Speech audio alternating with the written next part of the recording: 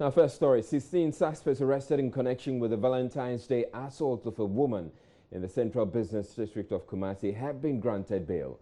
The remaining 10 of the 26 arrested on Tuesday are, however, still in custody.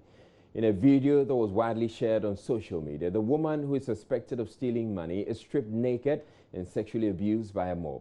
The unidentified victim is still untraceable after she was issued with the police medical form to enable her seek treatment.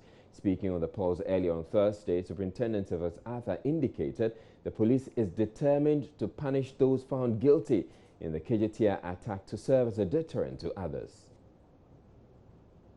Have been involved in mob justice, have been dealt with before, but they don't come into public domain. Now that this one is in public domain, everybody is condemning it. Then, of course, then when we get to the bottom of it, when these people are identified and dealt with, then the punishment will also come into public domain, and it will serve as a deterrent to would-be criminals because they are criminals. We didn't just stop at coming out with a statement to condemn it. We also assured the public in that statement that we're going to do everything possible to bring the perpetrators to book. And as you may have heard, some persons have been arrested. As at yesterday, the number stood at 24. Today, I've been told that it has increased to 26. As we speak, we have released 16 on bail. So we are still retaining or detaining 10 of them. So we are working on it. It's not as if the Kumasi one, we came out, people say, oh, that's all. They will just come and assure us. But we have given effect to our words by arresting 26 as we speak. He said the police will further investigate similar cases of mob justice and bring perpetrators to book, adding the service plans to sensitize the public against instant justice. Also going to embark on massive public education. Okay. Then we, the players in the criminal justice system, are also doing some self-introspection to see what we can do to improve the situation. Because if somebody suspects that you have released somebody that is suspected to have committed an offense and he is walking the street, when he in fact doesn't know that the person is only on bail, then you give the impression to the person, oh, when I even take him to the, it's not only the police at the police level that we release them on bail, even at the court. The court also grants bail. We have to carry out public education to inform the general public about the criminal justice system, the workings of the criminal justice system. And then the players must also do certain things to engender confidence of the public in the criminal justice system. Is it delay at the court? Is it poor investigation at the police station level? Or what is it that is causing this?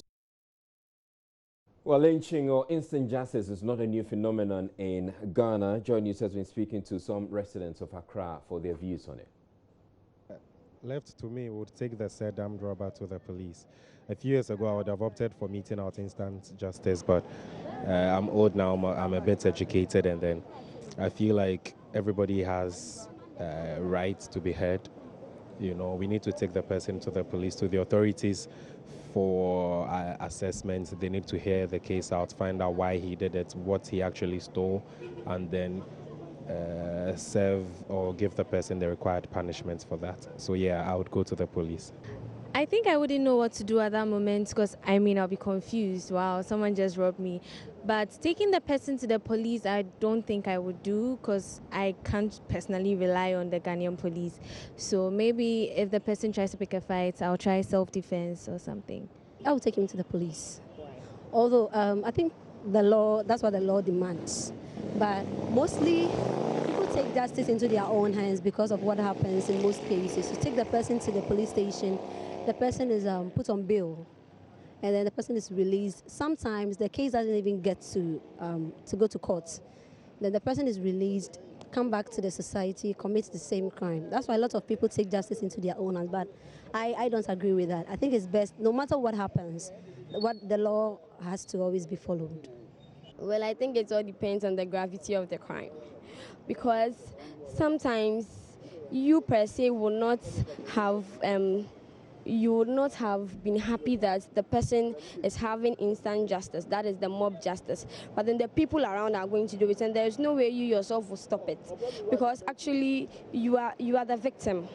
You are the one who is being robbed, and so if people are trying to help you out by beating him up, I don't think I'll try to stop them, because I am the victim. But if it happens in the case where I am not the victim and I happen to be a witness, then with that I can maybe call the police, or maybe stop the people from doing whatever that they want to do to the armed robber. But if I be the victim, the truth is that there is no way I'm going to stop them. Yeah, I think my initial thought would be to call the police, but it depends on the intensity. You said an armed robber, so did the person kill someone? When a person kills someone and the person is family, that person that has been killed is family, I think naturally I would want to either kill that person. That's me being very real. I want to either kill that person. But my initial thought, just armed robbery, I want to call the police courts in that. Because legally they are the ones mandated to ensure that such actions are dealt with, or such perpetrators or that. Moving on, it's day 4 of the closure of the main bridge linking the Brahafo region from the northern region town of Wipe to enable engineers conduct repairs on it. And already, the Ghana Highway Authority says it's feeling its impact on revenue from tolls.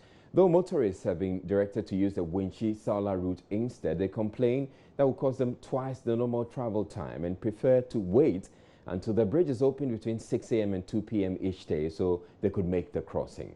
The Ghana Highway Authority maintains the repair works are very important to ensure the bridge is preserved and has urged all users to bear with the situation for the next few weeks. Our reporter Justice Baidu, currently on assignment in northern Ghana, has sent this report.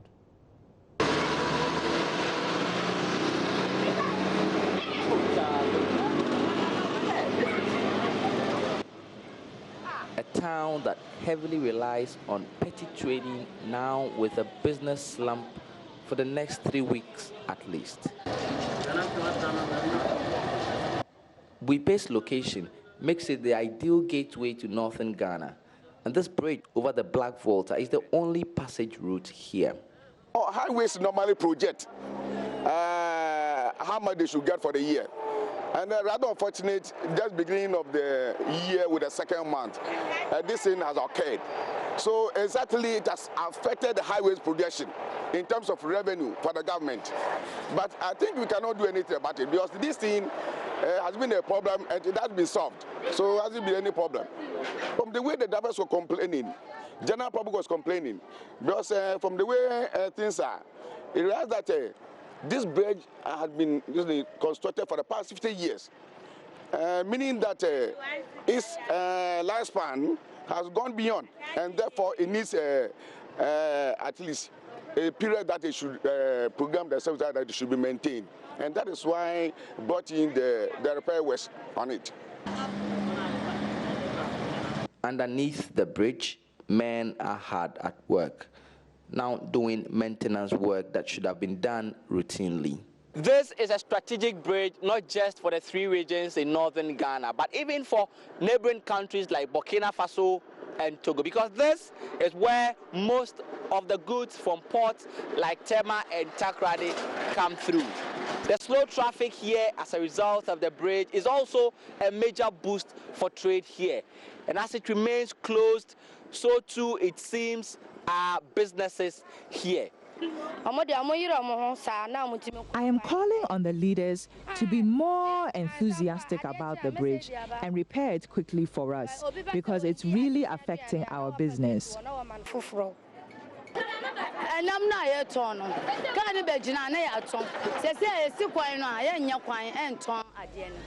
The problem we are facing now is we can't sell as many items when the bridge is closed, and this is slowing down our business.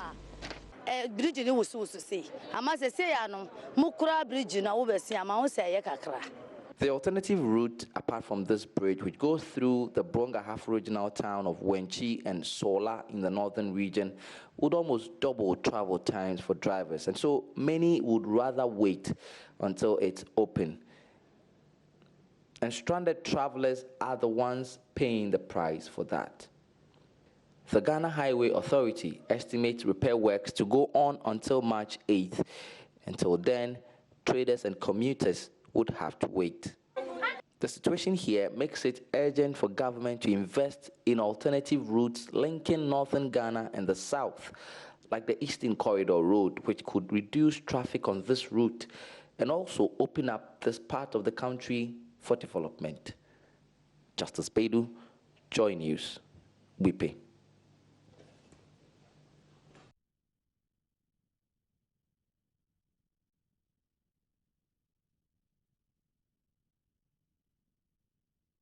Right, the Ghana cedi has for the last few weeks been experiencing a depreciation against the US dollar, causing some concern amongst traders. For those expecting remittances, it is good news, as this would mean a lot more cedis for each dollar sent their way. But for dealers in imported items and the general public, the depreciation would result in an increase in the prices of goods and services. Now, if you look at the charts on xe.com at the moment, you see that the cedi has been depreciating, although if you look at it against the dollar, it's been just climbing up and up and up. That's the dollar's value at the moment. Now, we've been speaking to some forex traders about what may be causing the depreciation. Let's hear what they have to say about it.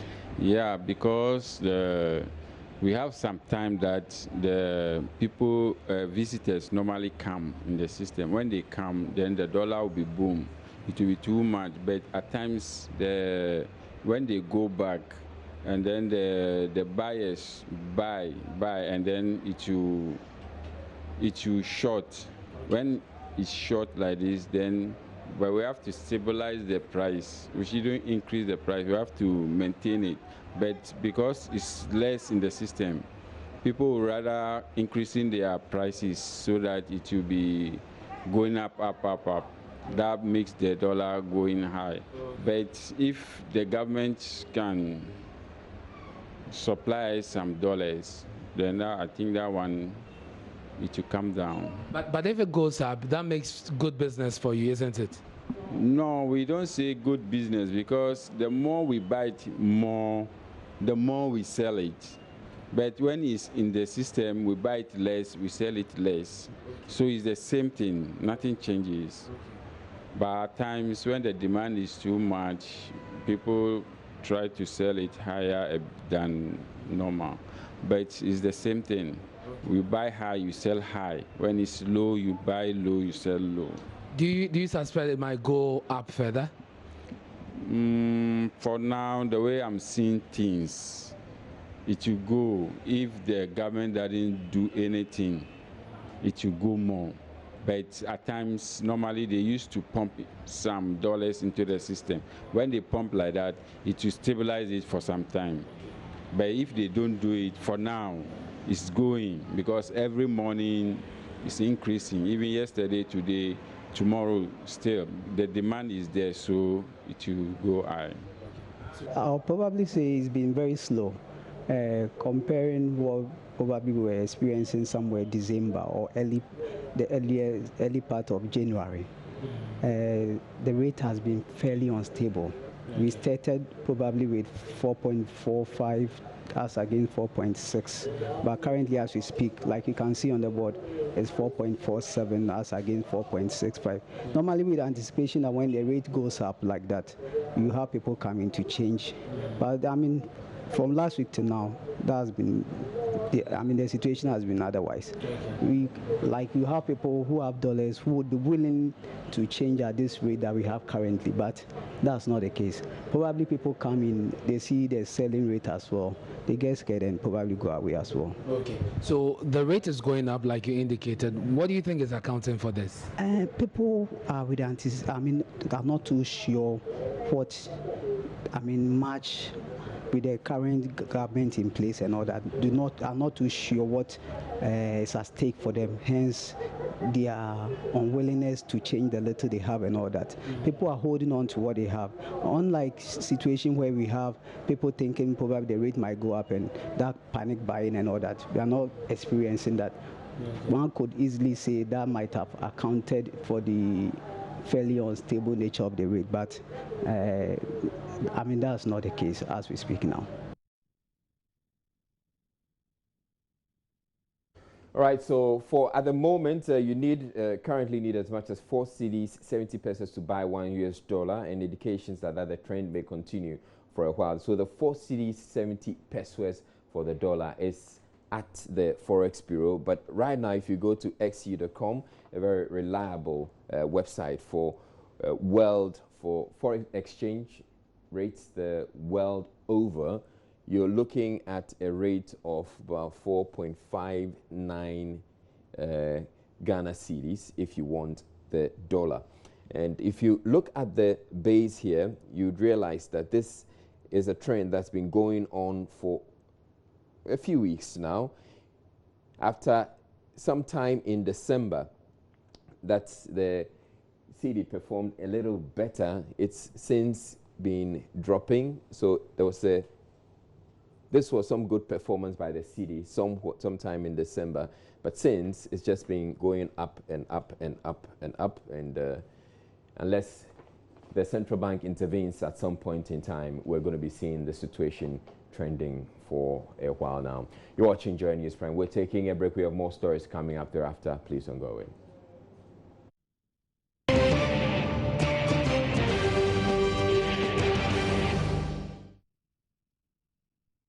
Now, the minority in Parliament has challenged a number of claims made by President Akufo-Addo in his State of the Nation address on Tuesday. The minority, during debate of the address, raised issues with the president's figures on the country's economic outlook when he took over power. But as expected, the majority defended the president. Joseph Opoku-Gakpo has more. NPP MP for Wenchi, Professor Yao Jan Bafwo, who moved the motion for the commencement of the debate, claimed the NDC government left the economy in an ugly state. In all these 3 important sectors, it is clear that the economy that this government inherited from the past government is not only faltering, but it is in very ugly state. But former Deputy Finance Minister Kesela Tofosen disagrees. I was surprised to see, after reading through the President's State of the Nation's address, to know that, Mr. Speaker, certain economic indicators, key ones, are missing. Mr. Speaker, whether they were deliberate or not deliberate, Mr. Speaker, I cannot judge. Mr. Speaker, what we are trying to say here is that if you want Ghanaians to know the true state of the economy, Mr. Speaker, don't pick and choose. Mr. Speaker, give Ghanaians the full indices so that we'll be able to judge exactly what is the true state of the economy.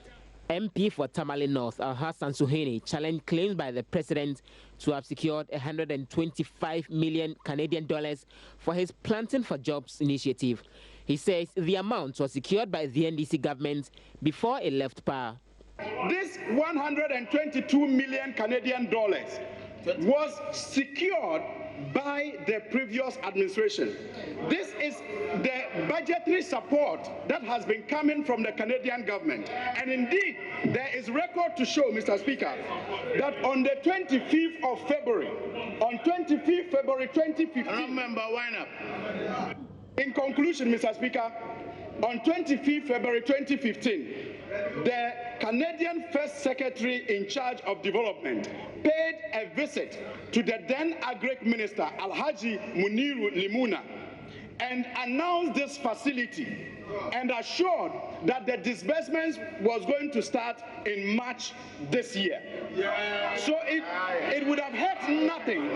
It would have hurt nothing if the president acknowledged the contribution of the former administration. Mr. Speaker, MP for Ketu South, Fifi Kwete, questioned why the president failed to acknowledge the many infrastructural projects the NDC government undertook whilst in power. Mr. Speaker, I wish to also indicate that the president is taking over a country that has got unprecedented investment in economic infrastructure.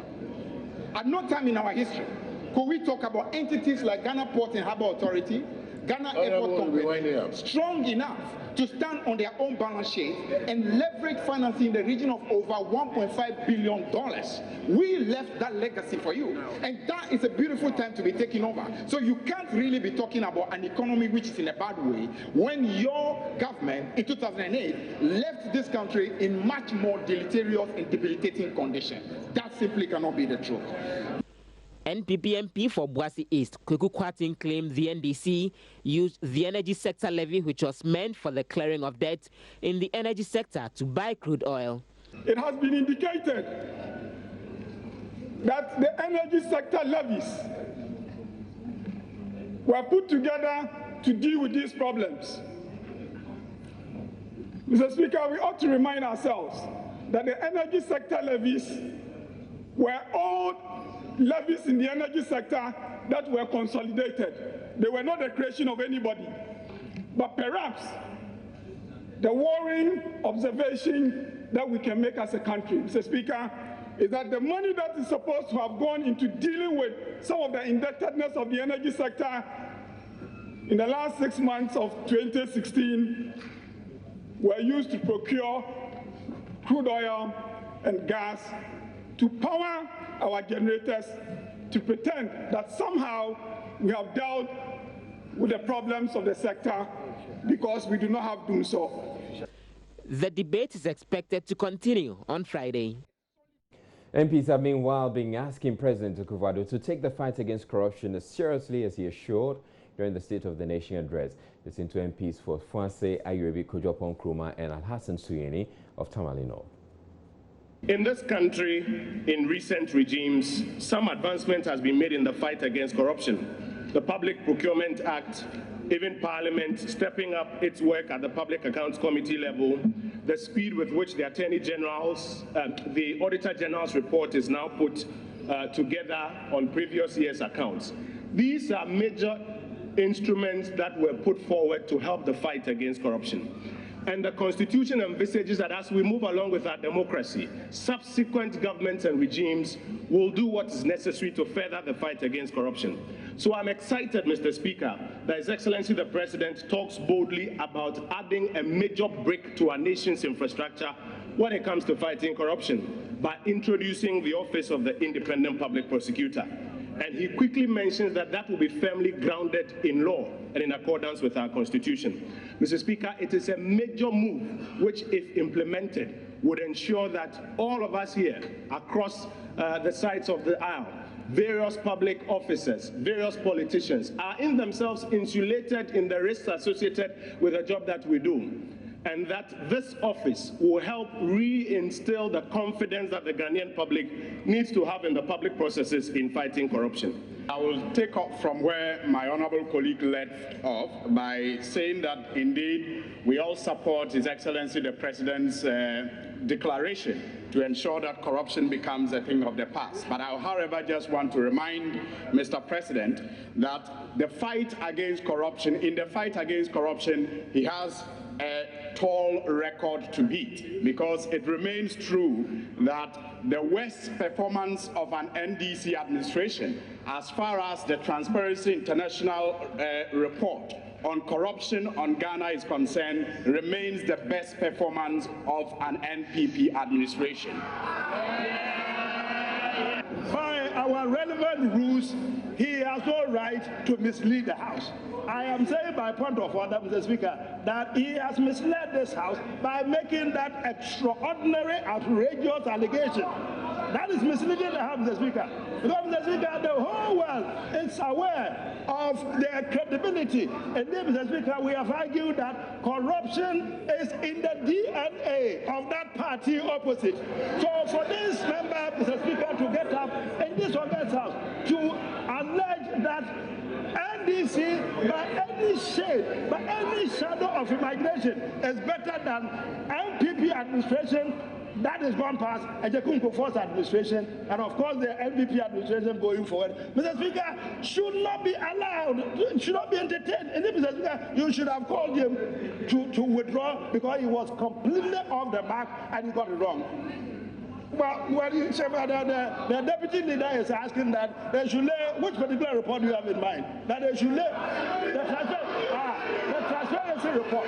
That he should lay that report. Mr. Speaker, let him withdraw it because other than that, there will be no peace in this house. Let him withdraw that statement. Other than that, there will be no peace. We have also been getting reactions on the State of the Nation address debate from some MPs, focusing on the new members who are excited about Hydewen.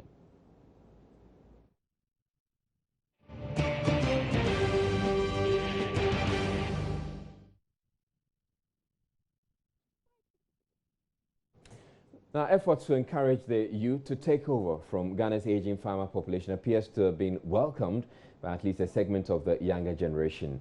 Sarah Enima Tanua is one such who, after completing Agri College, has decided to venture into crop cultivation at Akrobi near Wenchi in the Branhafo region. Nestor Kafuya-Joma spent some time with her and has filed this report.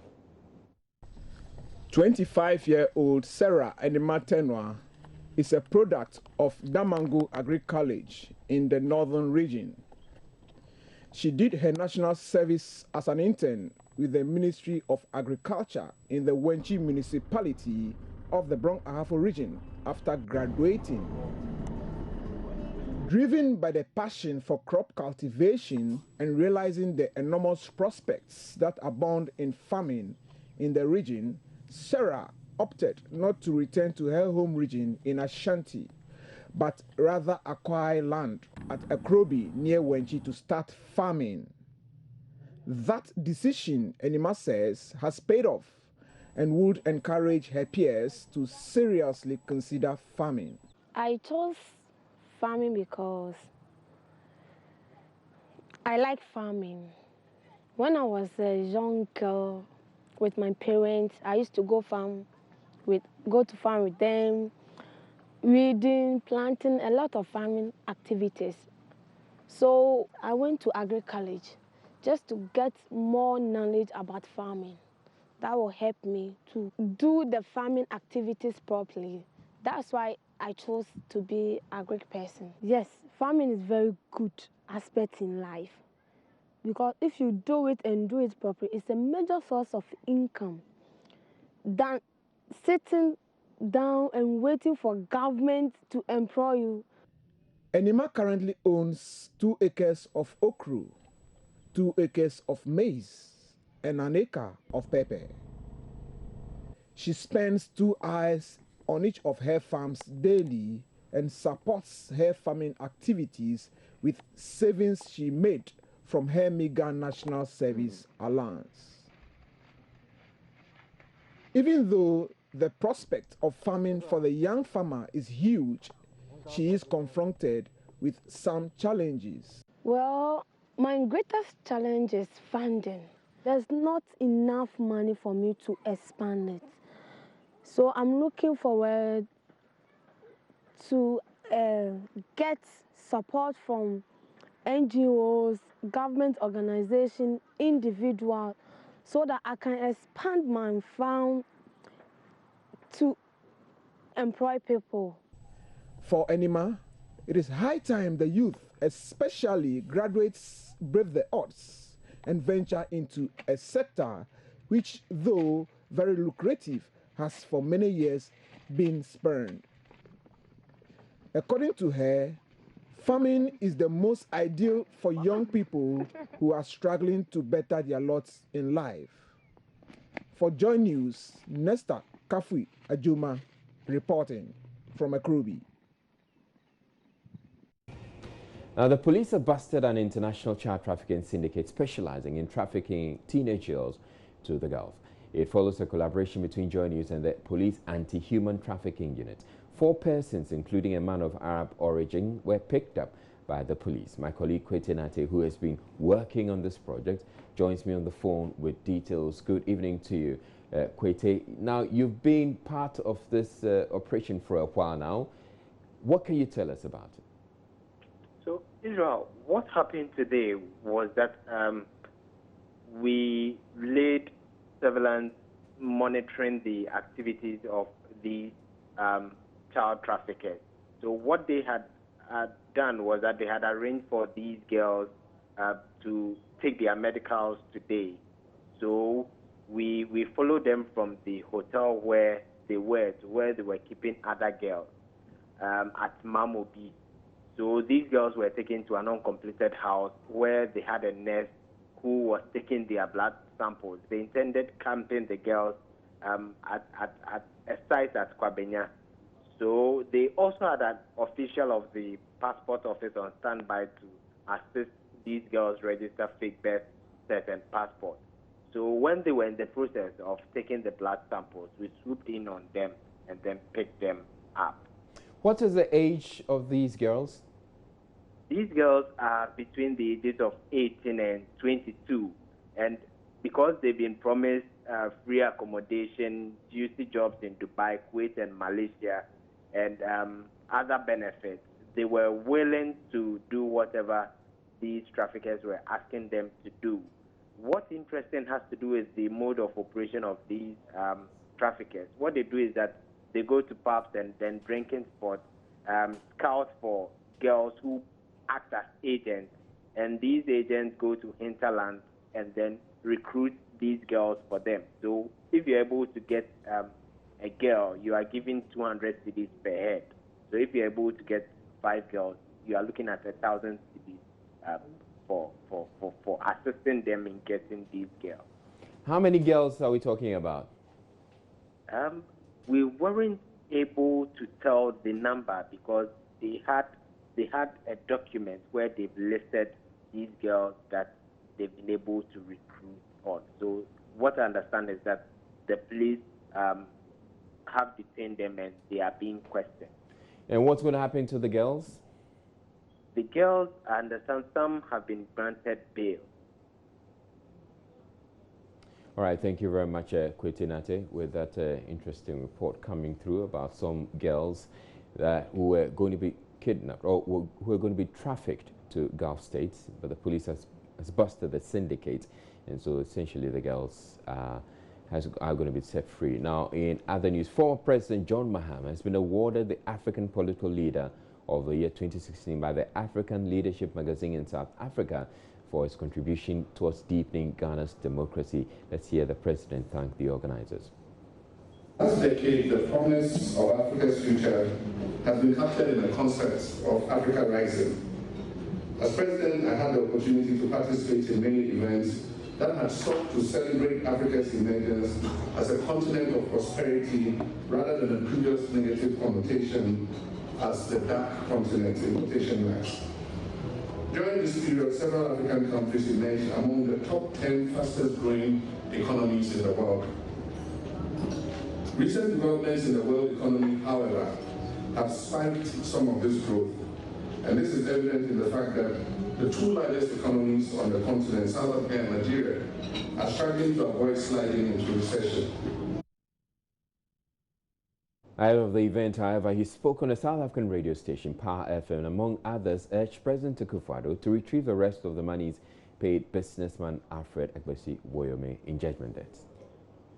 This issue about 51 million Ghana cedis took place when I was vice president many years ago. And you'll be surprised that the matter is still grinding slowly at different levels of the court. The Supreme Court has given a ruling. The lower courts have given a different ruling. The person involved is fighting the case at different levels of the court system.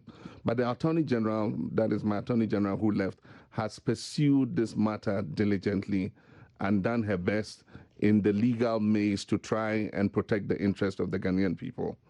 We cannot be lovers of good governance, but also be desirous of arbitrary justice. I mean, and unconstitutional governments, you just lock up somebody like that and seize all their assets. But we live in constitutional governance and democracy. And so the law must work. And the Supreme Court has given a ruling which is being enforced. Indeed, the person involved has been pressed to pay back some of the money. I hear he started paying back some of the money. And it is our hope that this government will continue from where we left off. The former president also denied claims that he is worth over $900 million. But Googled yourself, sir. I have. Okay, so you're saying there's a lot of misinformation on social media. So this is not true. Absolutely it's not closer true. to what? If you're inclined to declare. This was published by a partisan newspaper. Okay. And it's done for political gain. Okay. It's owned by politicians, and they put out all this misinformation for political gain. I've declared my assets in Ghana. And it's closer to what? I'm not anywhere near even $2 million. Not even near 2 million. Not to talk about $900 million. Okay. And so this is the kind of misinformation that is spread about our leaders, unfortunately. And every African leader will face that same, misinformation, especially on social media. All right, so it's now clear somewhere in the region of $2 million is what the president is, or the former president is worth. Now, there's a worrying reality playing out in the Ashanti region town of Obuasi following the shutdown of one of Africa's biggest mining sites there. Anglo Gold Ashanti closed its mines in the town 3 years ago, citing low prices of gold on the world market. And the effect on the once busy town has been blistering, as thousands of residents are now out of work while traders still struggle to sell.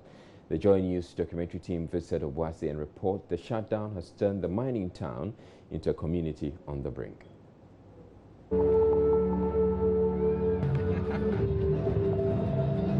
Since the underground mine here at Obuasi was shut, people believe that it is Galamsey or small-scale mining that has sustained the economy of this local area. But for how long? Joining me here at this evening are these two men to explain for us, to understand clearly what the situation is. Since the closure of the mine, it took mine 3 years ago. In Sanso Bank and the Aba or Manfua, a war of Boise. Mabunua Esiso, the new Jumae, Galamsey na Nekakanga Crass, a Unya Galamsey Nibikrana, we a taxi driver, we a trotro driver, we a deal Biana, O Tom, O Tom Bibia, a Towadia, Galamsey for Crocobla, Bakrana, Ubinya Bibia on so bad day. Bibia Utumbia Cosso, they say Galamsey in Jumebu, Obin Corner Baba Towadia, Obin so ma, no Nebi the amount, yet dime born so I ding, light being so I ding, a dear dear baby, until the straw mino, any party, or more dear bebo, my moon, I even have been a bed, a boy, and no auntie, yes, straw man, so only the Sreno. On boy, person mechanic say, Mimi say, me a softful, me a reverend minister. My name is Reverend Joseph Do. I don't do Galamsey. But when the Galamsey is going on, it helps all the people in the town. And I will not say they should not allow the mining to come. When the mining also is working, people do pay tithes. When Galamsey is going on, people see you on the roadside and give you that. So that we will not go away and sell in Kuto, sell better, and do all kind of gibbous way of taking money. Okay. So we want everybody to do well, as well as the Galamsey, and the money is being blended up. Okay. So that is all I can say. Life must go on. Obuasi must not die. AGA should be able to find solution as to bringing back the underground mine, so that the livelihoods of the people who work in the mines, plus the locals who work. Disease has sucked energy out of her legs and she slumped from using crutches to crawling on her limbs, supported by a wheelchair. As if that is not enough, her first child is losing his eyesight. That's the fate of a woman who was widowed after her husband was knocked down and killed by a hit-and-run driver. 35-year-old Beatrice Bading is physically challenged, jobless, and abandoned by her external family. Our friends Erastus Saradonko traveled to Adanse at Tobiase in the Ashanti region to see Beatrice, who now relies on public benevolence to cater for her 3 children.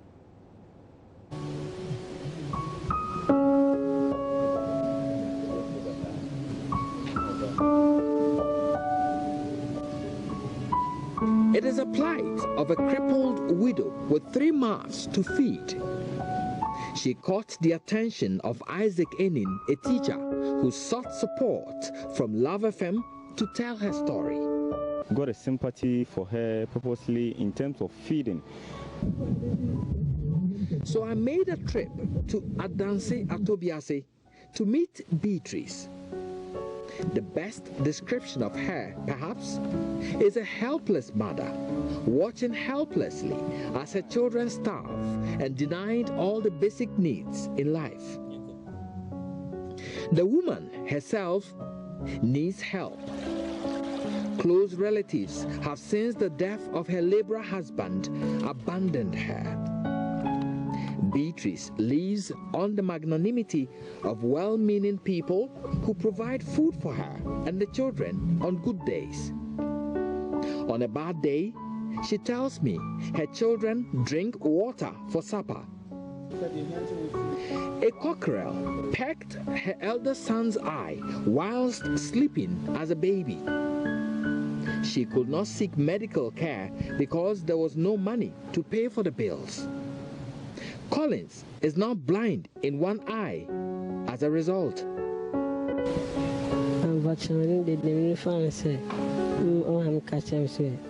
My mother told me a cockerel pecked me in the eye when I was a little boy. I have to go very close to the blackboard in the classroom to be able to see what is written so I can copy. Sometimes I stay away from school because of the pain. I feel some burning sensation in the eye.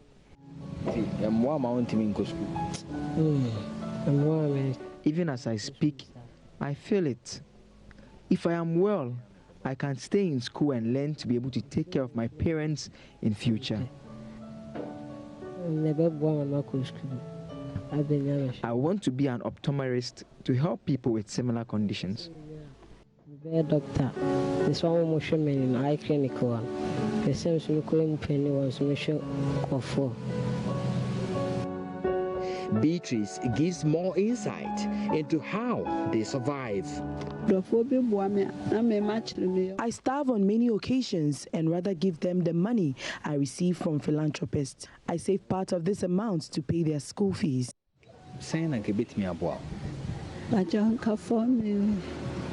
$4 million. I can start charcoal business with 400 Ghana cedis.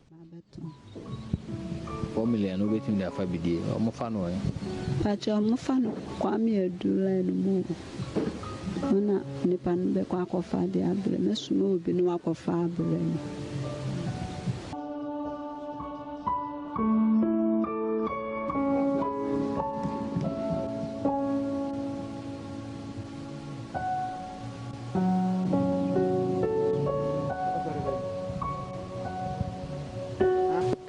So this small single room with no windows is where this woman sleeps with her 3 children. The children sleep on a bare floor here with some few clothes, and she sleeps on a bed here. Reporting for Joy News, Erastus Asaredonko, Adanse Atobiase.